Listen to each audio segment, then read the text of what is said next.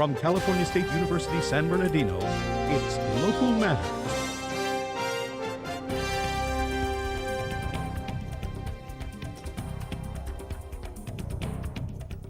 Independent Publishing. Hello, I'm Gloria Delfin, and welcome to Local Matters, featuring stories from across the Inland Empire. And I'm Brittany Johanningmeier.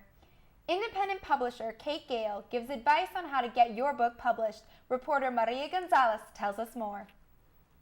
For some, writing is just a hobby. Those seeking to make it a career may be met with multiple rejections along the road. Red Hen Press managing editor Kate Gale gives advice to struggling writers on how to become published. I was in a writing group, and we all felt that we deserved to be published. We thought we were insanely talented, and we decided that we wanted to start a collective like Alice James. And then when it turned out that two of us were doing all the work, we decided to reform and become a nonprofit, and we called it Red Hen after the story of Little Red Hen, because the Red Hen had to do all the work. Everyone else wanted to eat the bread, but no one else wanted to do any of the work. And I think that's often the problem with any kind of collective work, is that not everybody wants to do the work. One of the challenges to being a writer now is we often live in urban environments because we have to be able to make a living, and it's very hard to make a living. I mean, I think of living in Los Angeles as just being one of those examples. You have to have 2 or 3 different jobs, and then finding time to write on top of that is very, very hard.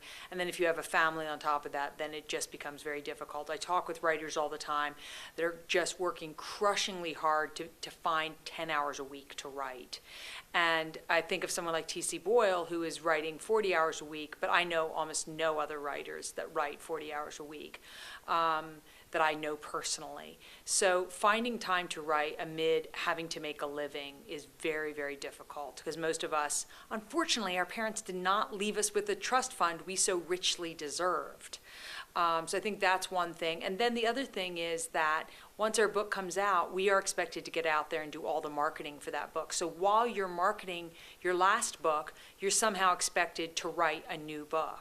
When writing, think about what genre you're writing in and who your target audience is. Don't be discouraged if a publisher does not pick up your book right away. Coming up with ideas to write about may be right in front of you. If you really are going to just write for the marketplace, you just have decided that you want to get published. To a certain extent, perhaps you'd be writing for the lowest common denominator, which would be 5th graders out there. Write your next little Twilight thing.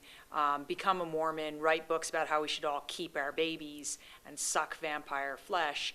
But at the same time, I really think that what you would be doing is writing nonfiction. Creative nonfiction is what is selling best right now. Not poetry, not necessarily novels, not short fiction. You'd be writing nonfiction. So you'd find out what the hippest, coolest, most interesting topic is that's being discussed on Huffington Post, and then write a nonfiction book about it, and write it quickly. For those still seeking to be published, best of luck. For Local Matters, I am Maria Gonzalez. Great advice. I'm Brittany Johanningmeier.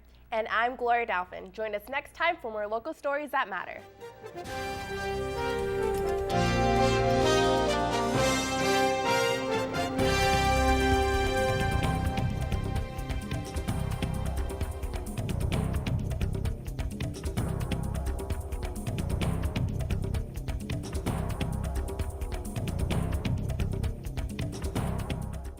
My name is William Aguilar. I'm the Vice President for University Advancement at California State University, San Bernardino. We must educate many more Latinos if California is going to maintain the same kind of economic vitality that it's had historically. I would invite all of you to attend the March 29th Latino Education and Advocacy Day Summit so that you can hear topics on the value and importance of Latinos in higher education.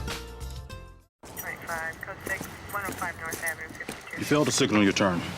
You didn't come to a complete stop, and your left tail light is out. That's 3 things together. So it's cheaper, right? Like the charter bundle. Digital cable, phone, and high-speed internet all together for less. You know, bundling. I don't think the laws of bundling apply. Could they, though? Bring your home to life and save big with the Charter Bundle. Call today.